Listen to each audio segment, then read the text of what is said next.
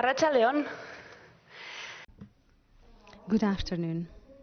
Good afternoon, and thank you very much for accepting the invitation and attending the official opening of the International Architecture Biennale Murak. Now, in its fifth edition, we can proudly say that we are establishing ourselves as one of the leading architectural events in the Atlantic Arc. Organized by the Basque Government's Department of Housing and Urban Area, we have set ourselves a goal for this edition to offer an open space that will become a meeting point for citizens and highlight the importance of architecture as the backbone of the quality of the living environment. Among different stakeholders, and to that end, we have prepared an extensive program with over 100 participants already confirmed. Castillos en el aire, o como Castles in the Air, or How to Build Utopia Today, is the slogan chosen for the fifth edition of the Biennale, with the aim of generating conversations and reflections that connect the local with major international debates, inviting us to rethink the role of architecture in the urgent challenges of the present and the proposals that project us towards possible futures. During the next 2 months of the Biennale, we invite you to engage in a critical reinterpretation of the concept of utopia.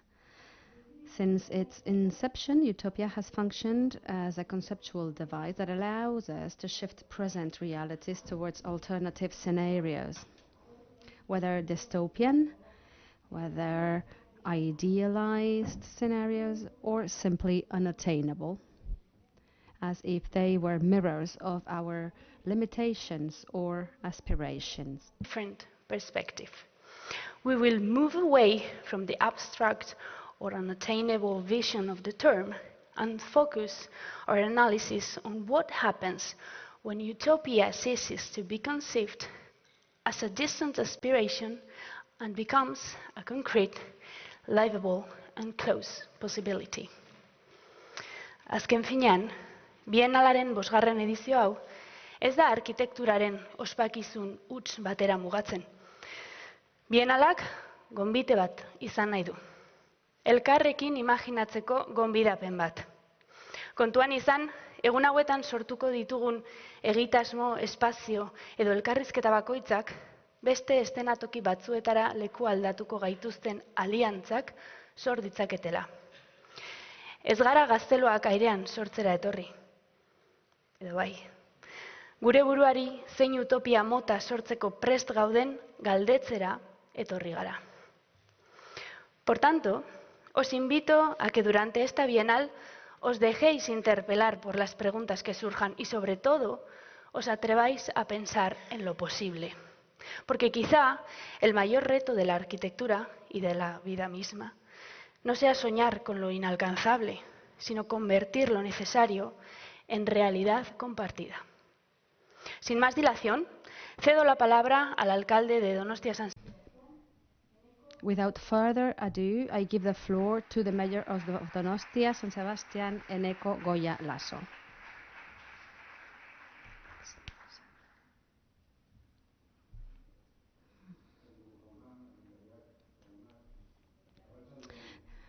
Authorities, dear colleagues, ladies and gentlemen, good afternoon.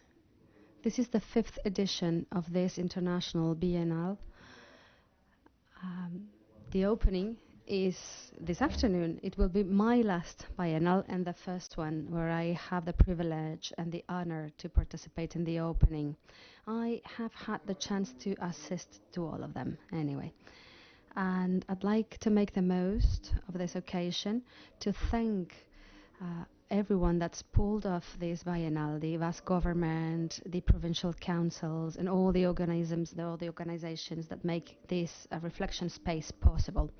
This is a space to think and rethink architecture, which is so important for our city and all cities, by the way. It gives us space to think of what we want, what we wish. It allows us to think.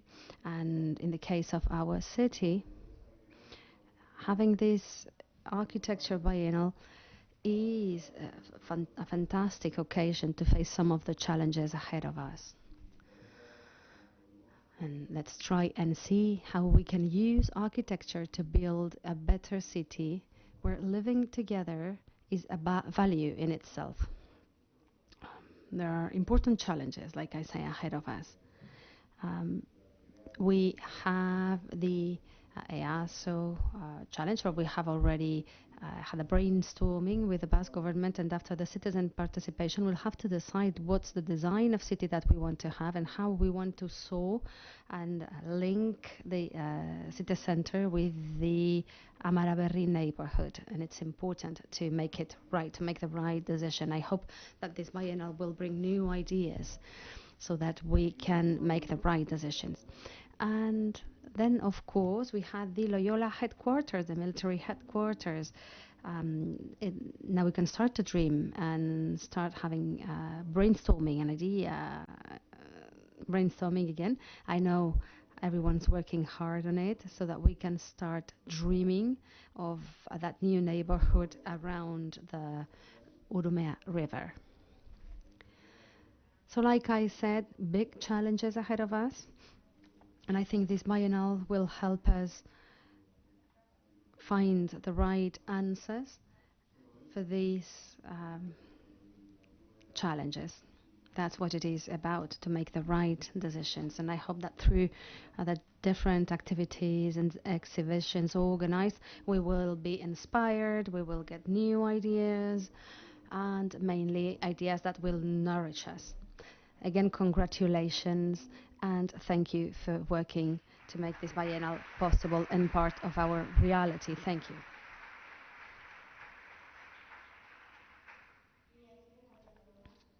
Thank you very much, Mr. Mayor. And we go on with the institutional presentations, and now we have the housing councillor, Denis Ichazo, who will be here to share his impressions with us.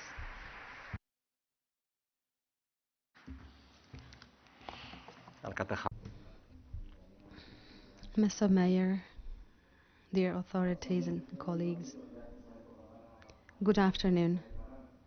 Welcome to this Cursal Hall. In the name of the Basque government, I would like to thank everyone that's here in this opening event of this Architecture Biennale of the Basque Country, and I'd also like to thank everyone that's taken part in its organization. I'd like to thank all the institutions that made possible this biennial for their dedication, and mainly Maria Arana. Congratulations, really congratulations to you, because you're capable of carrying this choral work. And this is a challenging new edition of MUGAC. The motto that we've given is very poetic, castles in the air, or how to build utopia today. This is the concept chosen by our biennial MUGAC to offer spaces for reflection and collective experiencing. It might seem daring, the fact that a government representative, a councillor or a mayor, come to the opening here to call for utopia. But I reassure you, it is not. This metaphor of castles in the air means that utopia only show the future paths ahead of us. The French philosophers Paul Ricoeur sentence, a city without utopia is a city with no purpose. Disoriented society is very evocative. As the program says, this 5th edition is a space for reflection, to experiment, and to analyze what are the architectural utopias we have, to think, to reflect, to move forward in possible better futures. Now, this Biennale edition in the framework of its main exposition, thinks critically of utopias in architecture. In this immediate world of images where everything is futile, our Biennale Mourag is vindicated as a meeting to think, to build together. So a meeting point that allows us to travel between pragmatism and the new proposals that project us to new possible future. It's a call to reflection of all contemporary things without being melancholic, as we are invited to be from toxic prophecies of pessimism and negationism. We believe that we must claim the capacity of architecture to think and imagine a better future, but a possible future always. Last Saturday, Andrea Rizzi in El País journal claimed utopias by saying, and he's going to quote, recovering utopias, the capacity to imagine luminously humanist future, to activate ourselves to do it even if it seems very difficult, is necessary against the dark night above us. So work for the future while the lords of the night keep thinking of the past. That's the challenge. And Muga anticipated and sensed the spirit of our time when we decided to build utopias or castles in the air. As far as the tasks carried out for this biennial, I think the reflection will be sure or will not be at all. It's about participating with on-site events, events for professionals, with open MUAC for institutions, associations, and then off MUAC, which are the parallel acts. And all of that shows the will that this biennial should be a space for the citizens, for the wider audience. We don't want it to be limited to be a forum of mere professionals. Of course we want professionals to participate, but we want to open it up, to have a meeting point for citizens and architecture, because we believe that this is more necessary than ever. So all these things are strategic, bringing closer citizens and architecture, generating complicities and transforming reflection on the future of cities, which is a common cause. With this goal, we'll take our program all over the Basque Country with ephemeral architectures in public spaces, exhibitions, workshops, visits, and numerous activities.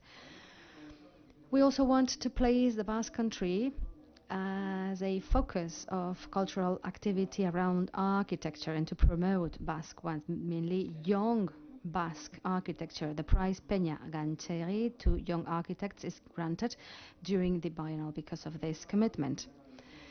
In the past edition of MUGA already, we were able to attract a younger audience, which confirms the interest of new generations for this discipline and to reflect on the way we live in our cities and villages and how we can do this in the future. As housing councillor of the Basque Country, it's my pride to see that this biennial is the meeting point of the whole Atlantic arc as far as architecture is concerned. We have more and more entities cooperating, architecture schools, private entities, national and international. So it is clear that our daily work and life makes it difficult for us sometimes to pay attention to certain things, how expensive household is, the lack of dwellings is something we sometimes don't talk enough about. We talk only about figures, right? How many dwellings will be built? How much does it cost? How much will it cost in the free market? But I think this kind of meeting points are very necessary to talk about quality. Our mayor was talking about the EASO example. It's an example to create an urban agenda, and we want to take it also to the field of citizen participation, framing it within the Biennial. Next week we will have the opening of an exhibition, a specific one, on the five people who have been granted a prize, and we will open up a debate in the city about something that's absolutely crucial for the city, with protected dwellings that are funded and protected households, and what kind of spaces we can create. I'd like to finish by borrowing some words by Leslie Loco, who we will listen in a few minutes, and I'd like to thank her from the bottom of my heart for her presence at the press conference this morning and the opening conference today. Words that show the huge challenge ahead of us. A new world order is arising with new production and control and knowledge control centers, also new audiences that want new narratives, new tools, and new languages of space, shape, and place. We have a unique chance to show the world what we do better, to create creative ideas that help us imagine a more creative and optimistic common future. And this is an interpreter's translation, of course. So this is my call and our invitation at this Biennale, because the future will come. That's certain. The question is, will we be able to build the future we want? So I encourage all of you to think, to reflect, to set the basis, the pillars for all that during this biennial. Thank you very much for being here. Mila esker, Thank you very much, Mr. Councillor. My utopia is to buy a flat, to get myself a flat. So there you are. We're going to go on because we now are going to hand the floor to Maria Aranazubiate, who will talk about the present edition. And she is architect and also commissioner and curator, and she also works in a social initiative for research and the design of participative processes of urban generation, and also a defender of utopia as a way to change urban policies and change society. You have the floor.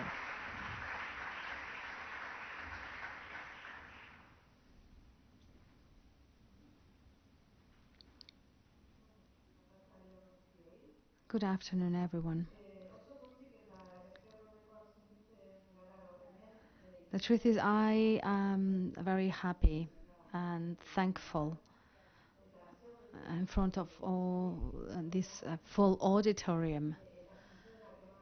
I'd like to thank, first of all the institutions that make the Biennial possible, thanks to the Basque government, the Councillor of Housing and Urban Agenda, thanks to Directorate of Housing and the Provincial Council of Guipúzcoa, City Halls of Bilbao, San Sebastián and Vitoria, thanks to the different centers that work fostering contemporary art, the Architecture School, the Basque Architecture Institute, the design centers, and all the companies that made it possible for us to organize the ephemeral architecture spaces. Thank you very much. Thanks to all the architects associations. Finally, I'd like to thank all the people, all the associations who work unseen. Thank you all for your support, for supporting the organization of this Biennale. In Mugak, we want to create spaces for a critical, shared, joint reflection. That's our commitment. In MUA, we want to ask uncomfortable questions, to set audacious debates and put on the table everything that's necessary to speculate on the possible futures with all the conditions and all the necessary tools. Within the Biennale, we don't just stick to the agenda. What we want to do is to be able to integrate all the inertia that come up, that stimulate. That's what a real cultural tool is about. MUA also opens up to society and includes all the professional networks, cultural agents, architects, technicians in all its editions. Mani Pajasma from Finland understands architecture as the art of relationships. And he says it's something we want to materialize by fostering new cooperations, the same way we did with the Utopia in the past. And others reflect on the values of architecture to think of the future. Despite its unattainable value, Utopia promotes changes and improvements. Francisco Jarauta, the philosopher, says that utopia is a universal wish that's part of humankind and human condition since its inception.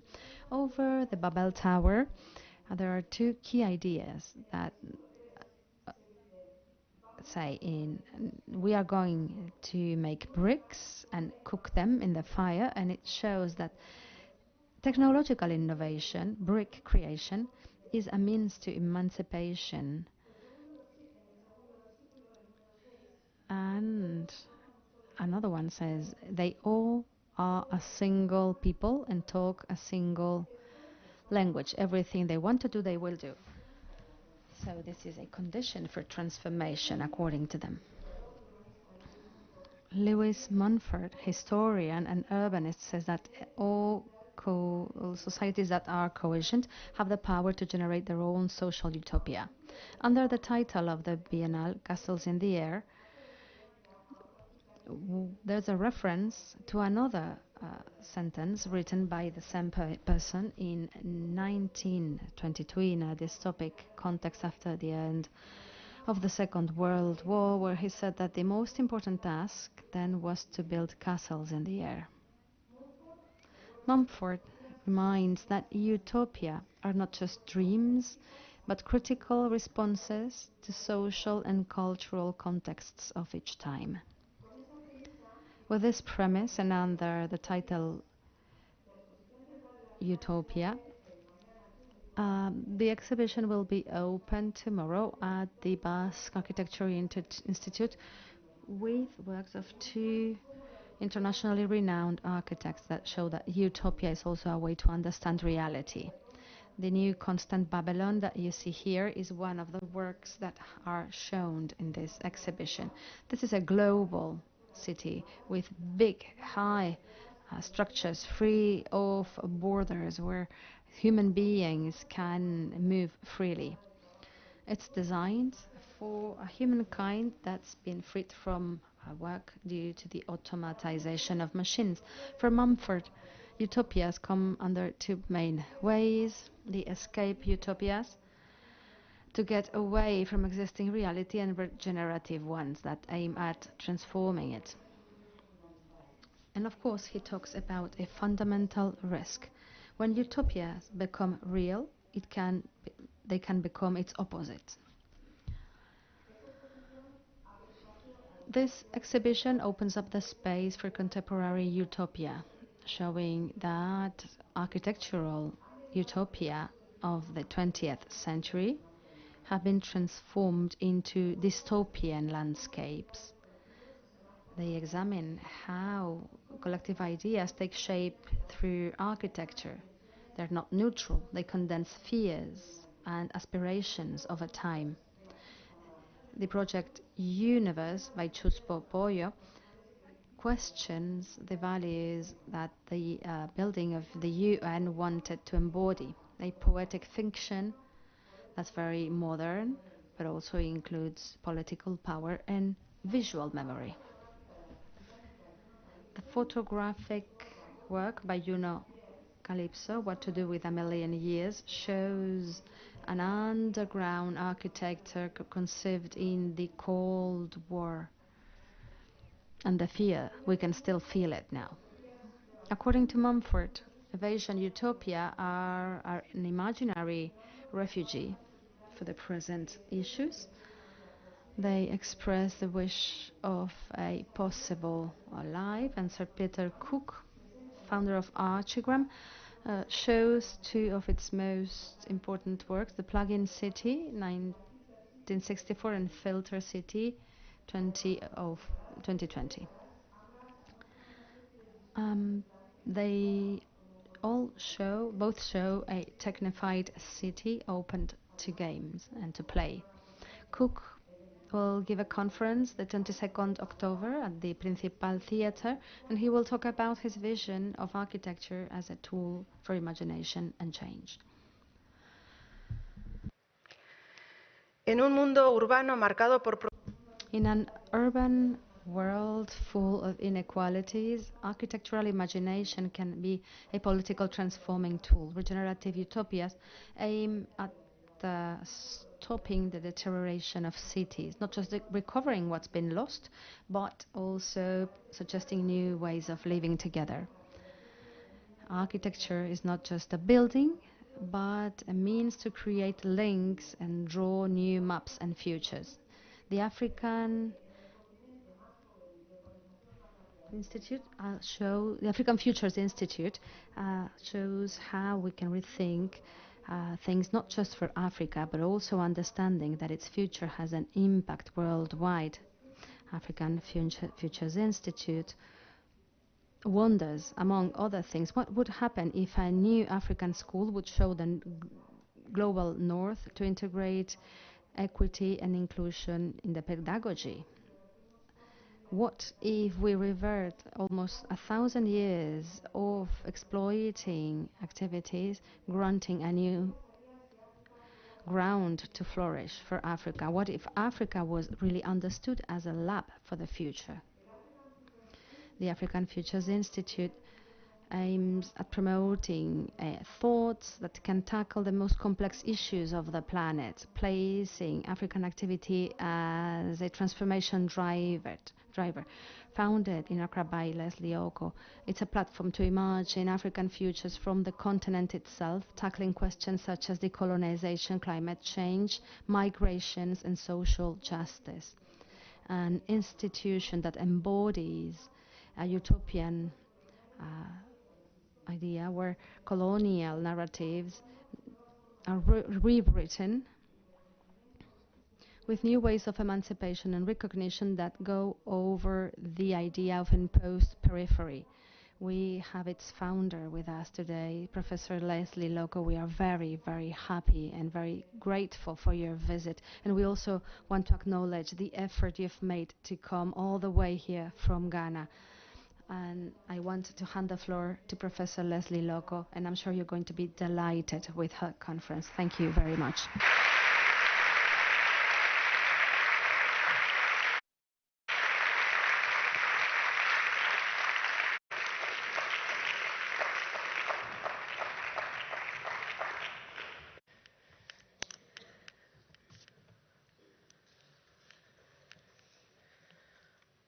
Okay. Aracha León, perdóname, tengo que hablar en I must speak English. It's better than my Spanish. Good evening, everyone, and welcome to the opening talk of the 5th Basque International Architecture Biennale. It is such an honor to have been asked to give the keynote this evening. I would first of all like to thank the organizers, Maria, Javier, Arati, and their entire team for their endless patience and passion to bring us here. To my team, Lawrence and Fred, who are here tonight, the AFI's wingmen, without whom I would be lost. It is not the first time I've been to this city.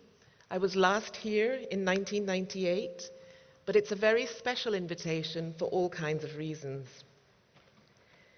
It is always risky to compare places about which you know very little, but one of the reasons I broke my vow never to participate in another international biennale after Venice is because this biennale offers an opportunity to explore ideas about architecture in a context that is similar to mine, but also very different. At first glance,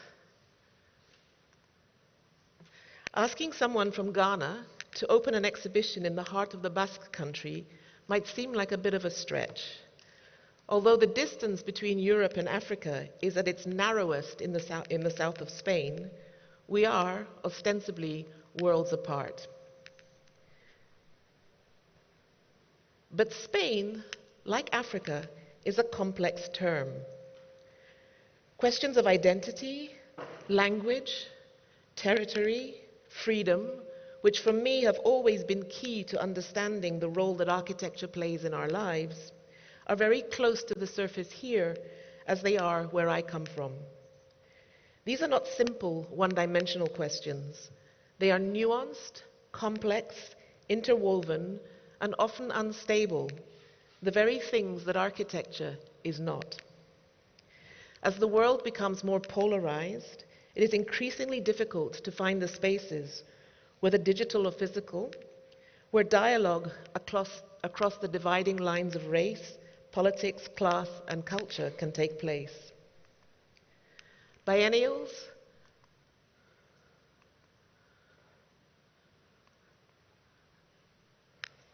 So these were a little bit out of sync, I'm sorry.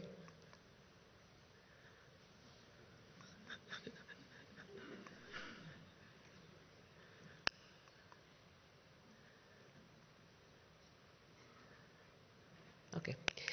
Biennials, triennials, exhibitions, and festivals are amongst the few venues left to us that exist primarily as a means of fostering and supporting exchange. Although some may think that biennials are no longer relevant, the invitation to think deeply about a topic through the careful curation of an exhibition is a precious resource that should not be dismissed lightly. This particular biennial has asked us to think about an even larger and more urgent set of ideas, utopias. Like the word manifesto, utopias seem to belong to an earlier, more ambitious and almost quaint world. Eric Hobsbawm puts it more eloquently than I. Most manifestos belong to the last century. Political parties and movements are not what they were. And they, after all, were one of the two great producers of manifestos, the other being the arts. They have now been replaced by that appalling invention, the mission statement. But it is precisely in times like these that the need to rise above the sucking mud of contemporary life becomes more urgent.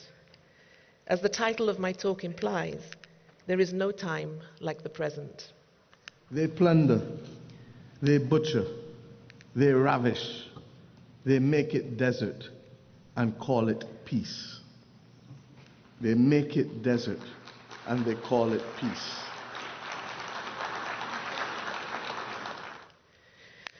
Barbados is a Caribbean island whose history encompasses most of the great social and political upheavals of the past 500 years.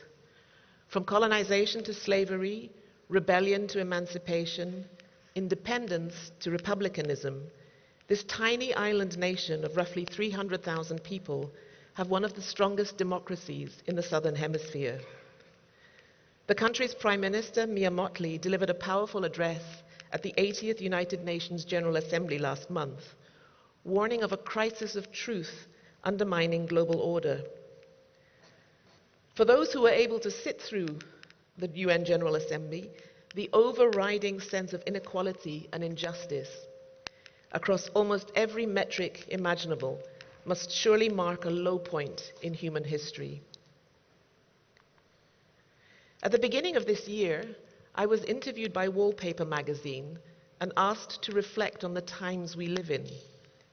It is a hard thing to do, to reflect historically at the same time as you're living through something, but it made me think of a phrase that was often repeated in my childhood in the 60s and 70s. My parents referred to our time back then as peacetime, which I think I understood had something to do with the fact that there had been 2 world wars in relative proximity to one another, and that those all-encompassing global wars were now over. I understood that my generation was a so-called lucky generation because we were born in and lived in this thing called peacetime. For us in Africa, the feeling of having been born into peace was heightened by the independence movements that began in the late 1950s and more or less ended, with a few mostly Portuguese exceptions, in the late 1960s. It was a time of great optimism, of manifestos and charters, and of facing forward. Looking for change and excited by the possibility that now, after 2 great global conflicts, a new world might actually emerge. In terms of those grand narratives of peace and prosperity, the hard work from my generation's perspective had already been done. How wrong we were.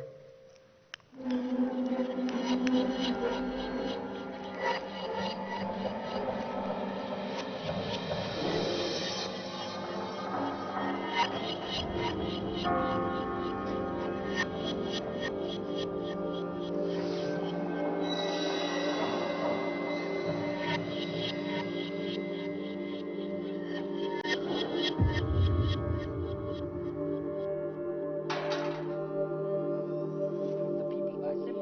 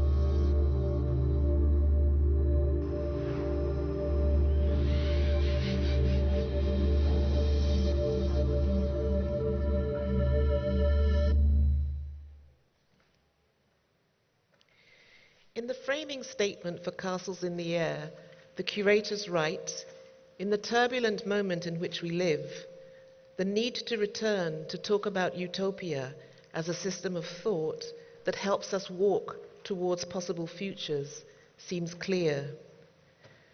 Tonight's talk focuses on three separate but connected threads: time, future, Africa, which I hope to weave together into a tapestry of ideas, thoughts, reflections, and possibilities. Working on this exhibition is the first time I've worked in 3 official languages, not 2. And as somebody with very rudimentary Spanish, aprendí español en colegio, I learned Spanish at school, but I don't speak it well. as unlike Spanish as Ga, my father's language, is to English. So from the very beginning, language is not quite what it seems. In the colony, to be bilingual is necessary. It is a condition of culture, communication, and progress. But the duality, the ability to speak in more than one tongue, is also a potential catastrophe. The difference between one's mother tongue or native language and the cultural language you learn to speak is not peculiar to the colonized, but it cannot be compared to any old bilingualism. In the colonial context, possessing 2 languages isn't a matter of having 2 tools. It means participating in 2 physical, psychic, and cultural realms which are in conflict. The native tongue, which is sustained by intuition, emotion, imagination, in which tenderness and wonder and the sublime are explored and expressed, is precisely the tongue you must forget. It has no stature. It is neither official nor public. If you wish to make a place for yourself in the world, you must forget your mother tongue and bow to the cultural language, the language of your masters. You discard the inferior language, hiding it from strangers. In this context, an indigenous language cannot coexist with the dominant tongue. This is not a simple polyglot richness benefiting from another alphabet. This is a violent linguistic drama. Decolonization is the meeting of 2 forces, opposed to each other by their very nature. Their first encounter was marked by violence, and their existence together, that is to say, the exploitation of the native by the settler, was carried on by the impact of a great array of bayonets and cannons.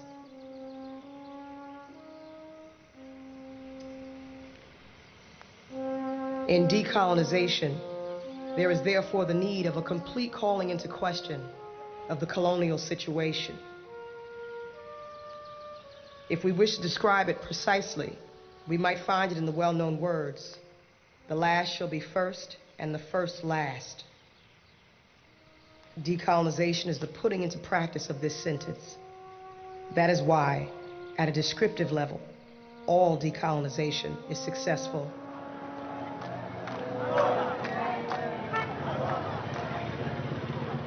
The naked truth of decolonization evokes for us the searing bullets and blood-stained knives which emanate from it. For if the last shall be first, this will only come to pass after a murderous and decisive struggle between the 2 protagonists. That affirmed intention to place the last at the head of things can only triumph if we use all means to turn the scale, including, of course, that of violence. Architects are often described as problem solvers, but we are also dreamers, storytellers, choreographers of space and time. Every drawing is a proposition. What if? What if we could build a city without cars? What if homes could float? What if the walls between us dissolved?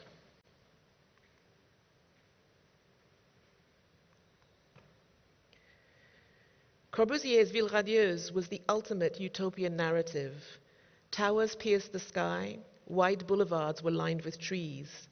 Sunlight fell evenly across geometric facades. It was dazzling, It was, like all utopias, deeply unsettling.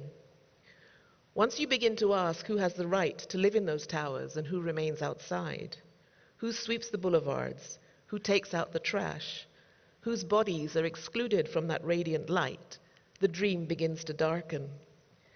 Utopia is never innocent, and architecture, whether it admits it or not, is one of its most powerful instruments. Utopia emerges precisely in this space between the real and the imagined. It is the attempt to fix what is broken through form, through order, through the arrangement of stone, glass, and wood. But utopia is a paradox. To design an ideal, you must first decide what is undesirable. Who or what must be left out of the walls.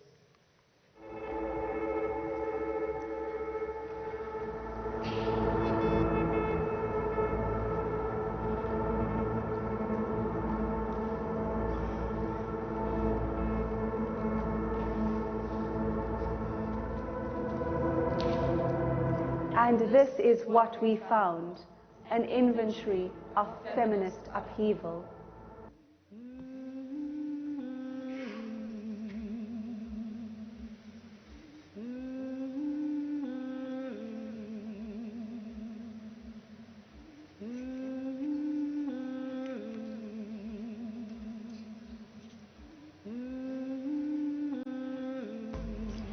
Was anarchy merely an expression of love and care? The methods of struggle are improvised in the cell, improvised in the air, improvised from nothing. The reformers and the journalists didn't know. They didn't know that the hallway and stairwell were places of assembly, or that you love in doorways. Feminists are activists. The riot is like a general strike, a bridge between now and the free territory. The riot seeks to preserve nothing. 窥知手下两只，第二只是有权谋。 The enclosure provides the field for heroic deeds. Mosadi o tshwara thipa ka bohale. Lempi imayelana namantombazana amancane azoba nenkinga efana neyami. They dream a new set of arrangements. They dream the end of involuntary servitude. What did she think of herself? Not much, or quite a lot, depending how you looked at it. We are not what other people say we are. We are who we know ourselves to be. We are what we love. That's okay.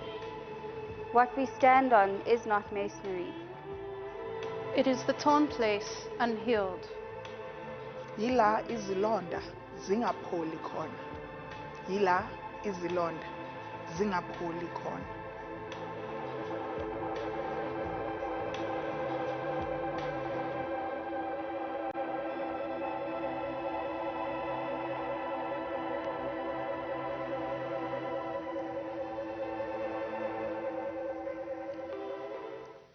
For those of us shaped by histories of empire, this paradox is all too familiar. Colonial modernity was perhaps the most ambitious utopian project of all, the dream of bringing civilization to the world. European quarters can be found in almost every city in the post-colonial world. Leafy avenues, generous gardens, shade, and greenery protect Europeans from Africans, Indians, Chinese, others, from Johannesburg to Jakarta. Infrastructure, sanitation, even the direction of the wind were manipulated to maintain hierarchy. This was an architecture of division disguised as progress. Cities became laboratories of the colonial utopia, promising order, efficiency, beauty, but delivered control, resentment, segregation, and violence. This is the shadow side of utopia. Le monde est à vous, le monde est à nous.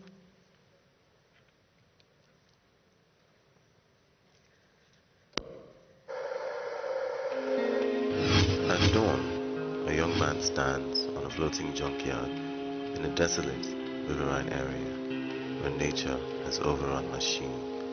This, a sparse metallic village of shipping containers and wooden stilts, is what has become of Mapopo.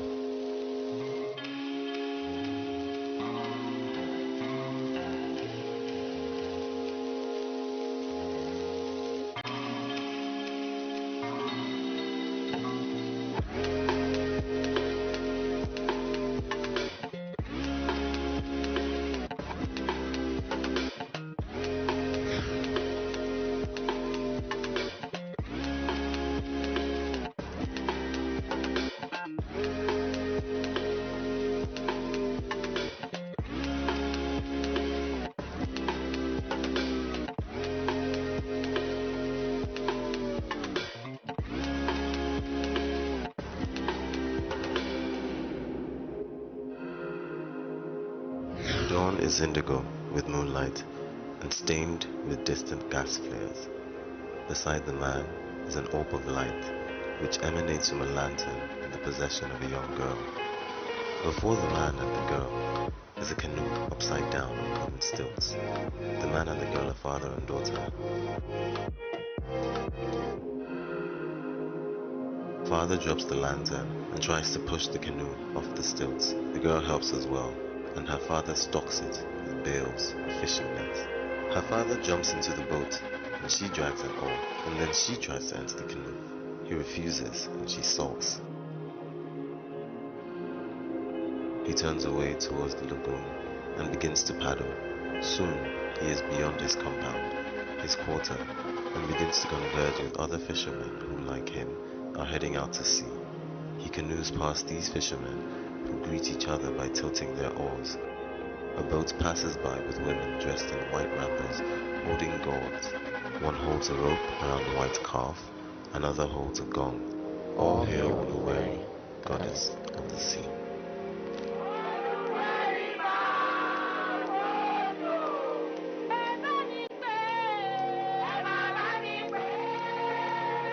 Ahead of the fishermen is the lagoon, vast, isolating, and heavy with smog from the surrounding machines, the many hearts of the city.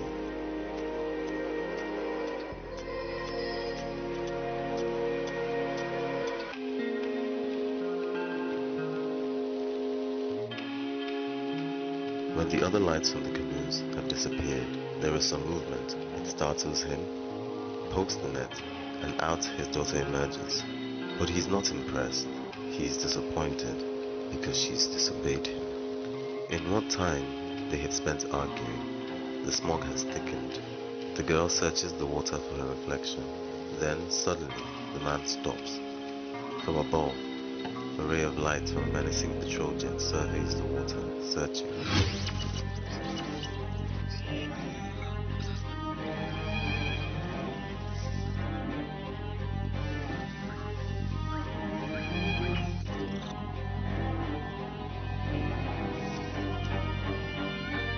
When the man sees this, he motions to his daughter to come to him quickly.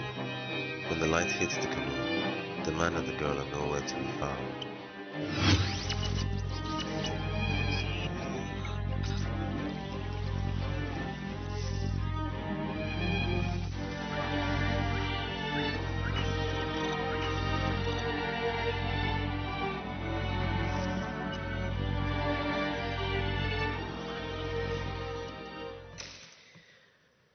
But for every oppressive utopia, there have been counter-utopias, radical, unruly, subversive.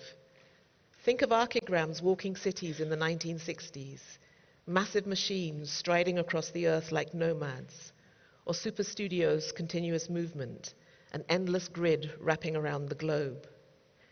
These projects were impossible by design. Their value lay not in construction, but in imagination, a refusal to accept the city as it was. In African and diasporic histories, utopia has been a tool of resistance. Enslaved Africans who fled plantations formed maroon settlements deep in forests and mountains. These communities were precarious, imperfect, but they embodied the radical idea that another way of living was possible. For people denied humanity, the act of imagining freedom itself was a utopian gesture. Don't accept this, we'll start our own movement. Students must fall.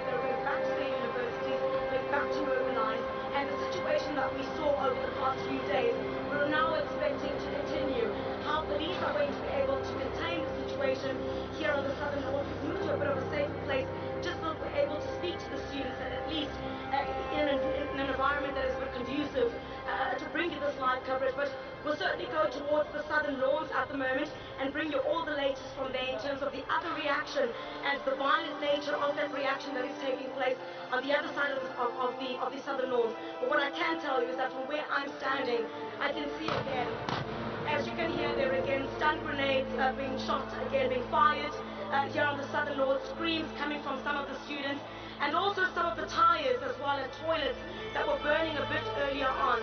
All of that has started again. We'll continue to monitor the situation here on SABC News. We'll bring you the latest throughout the day there, Devon.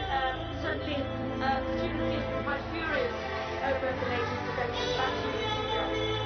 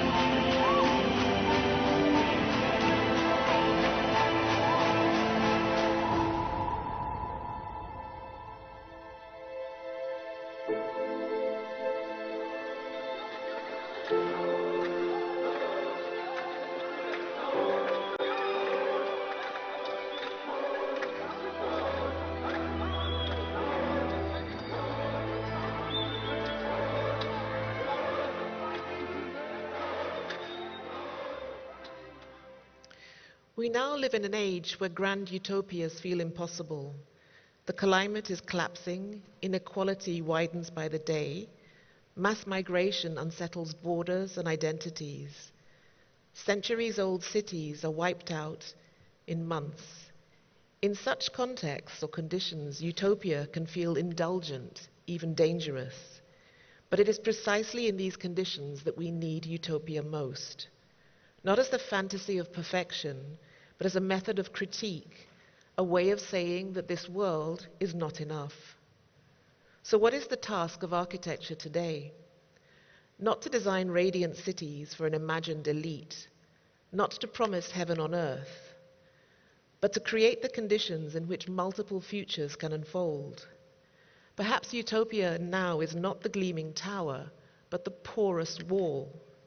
Not the master plan, but the space of negotiation.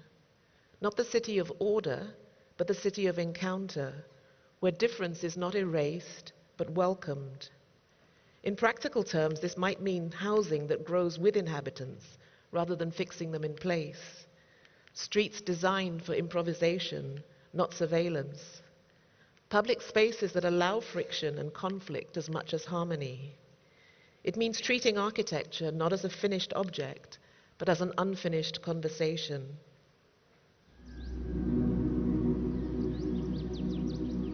Nicolete Nini is a question that I ask to those who I've departed from.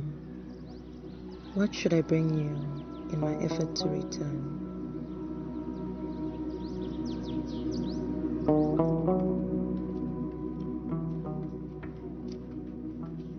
I've been a maker for a long time. In between architecture offices, I found myself working with leather, found myself going to villages to build with earth, rammed earth houses, and feeling at home. So feeling like that's the thing I'm meant to do. I'm meant to be, in the field, using my hands. But how do you make it sustainable for the lifestyle that I want? We are just basically looking at how to create a new canon, but also how can our individual thought processes come together to build a possible future? What does it look like to become ourselves together? How can architecture be a vehicle for social change?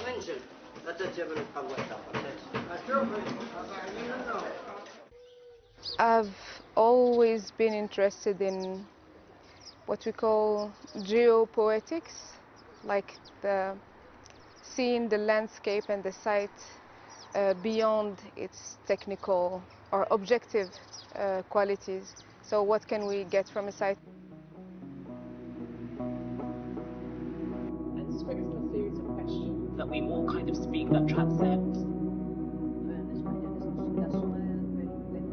You have to test it out, even if you make that drawing.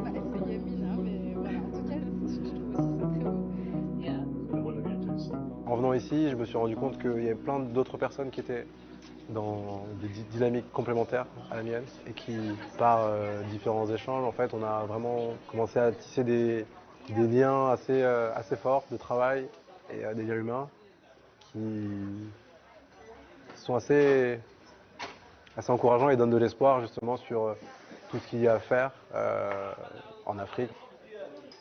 Parce qu'en fait, là sur mon chapeau, I've always been intrigued to see how it feels to practice at home, and home not only as in Morocco, but also in Africa.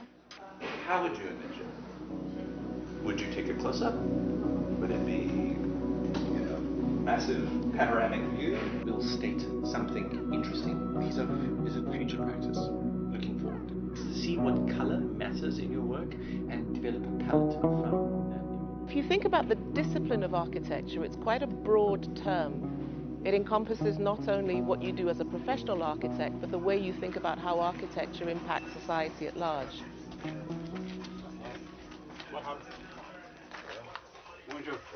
My project is looking at informal occupation in relation to microeconomies, which make up this beautiful fragment of Fez.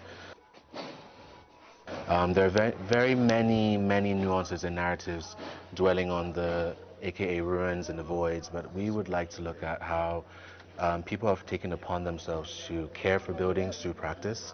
I had a beautiful encounter with Mustafa, and his three brothers that run an informal sheep hide preparation entire production unit in an abandoned site, and also thinking about sustainability and thinking about the urgency around the way they make, but also the intentionality and how much care they put into the process.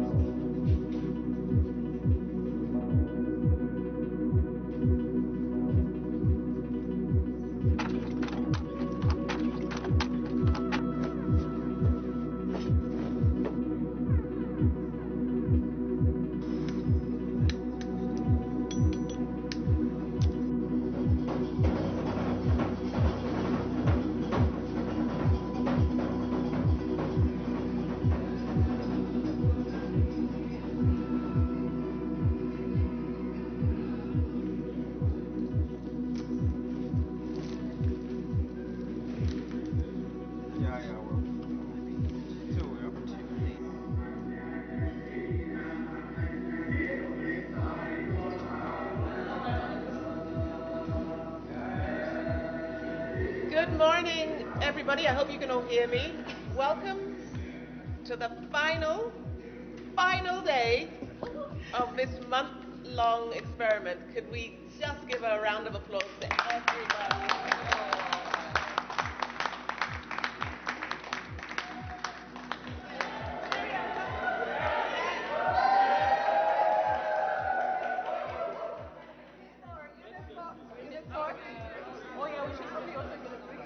The magnitude of minds and thinking and space we have created and relationships we've fostered, I don't even know. It was meant to happen. It was meant to be at this time. So we've experienced something quite unique. With over 2,000 languages spoken within the African continent, I asked myself the question, can we find common ground in making? The African context is grappling with finding appropriate means of decolonization, and this common effort to reshape and reframe what Africa means for Africans has been the most unifying force beyond the borders that separate us.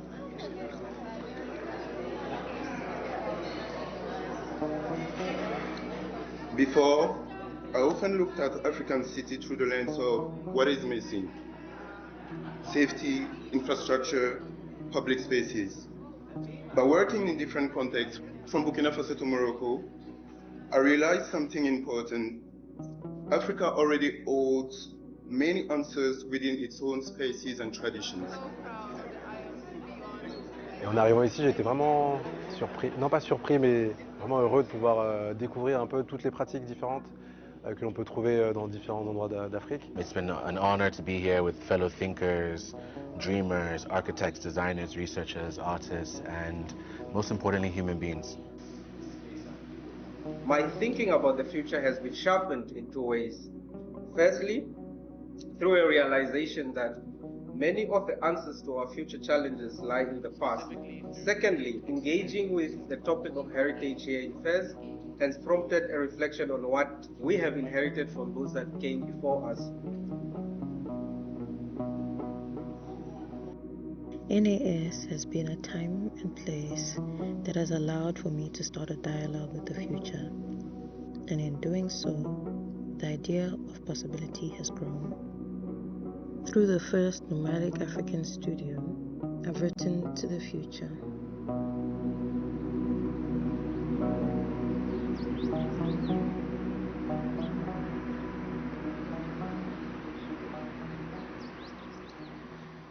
Utopia, then, is not a destination, it is a compass.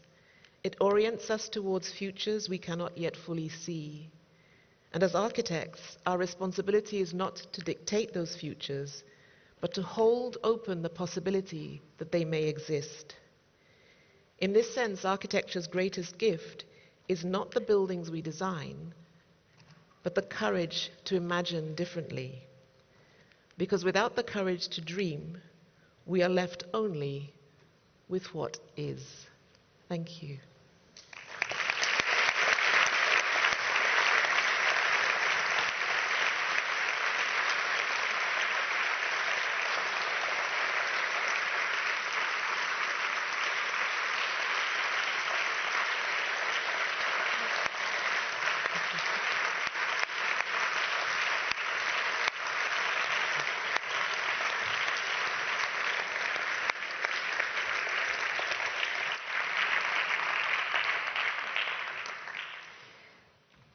We've just heard one of the most influential voices in contemporary architecture.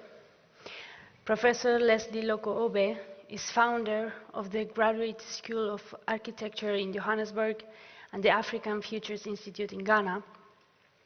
And she is also the first African woman to receive the Royal Gold Medal from the Royal Institute of British Architects, one of the most prestigious awards in international architecture. We didn't want to miss the chance to recognize your work, Professor.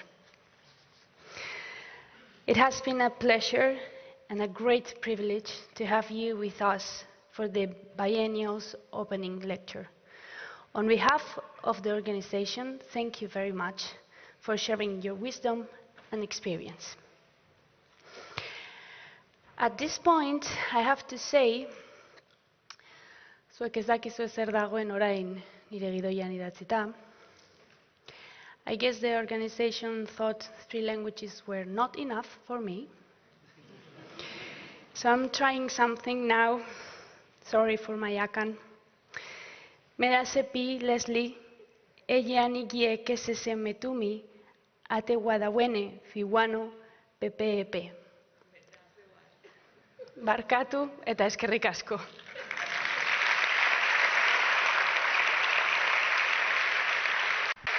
I apologize for my pronunciation and thank you.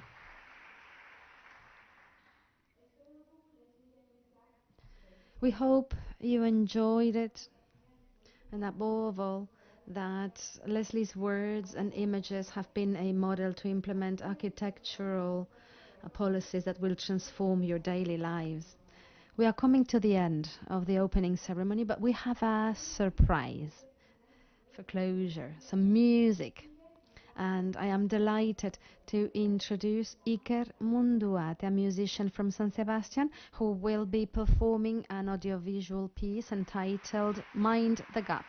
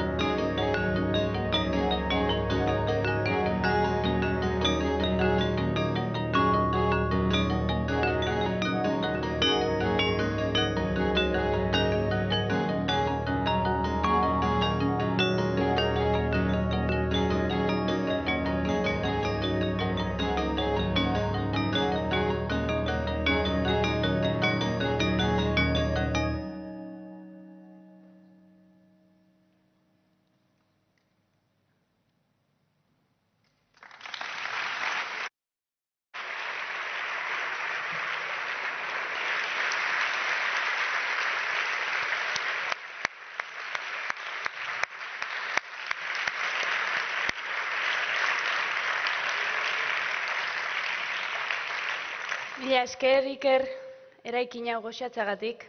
Thank you very much, Iker.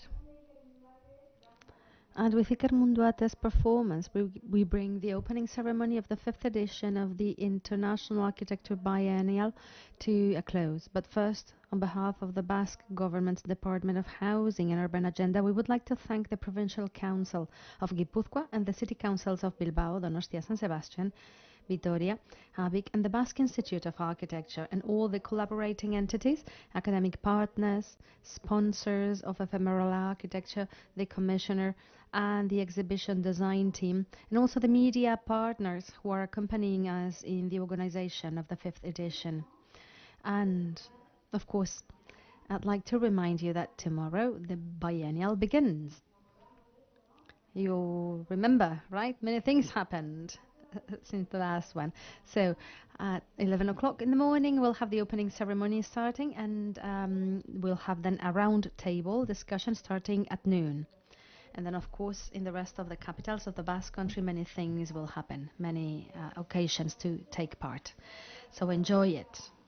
And remember that you can find all the information about the 5th edition on the website bienalmurac.eus. So enjoy this new edition.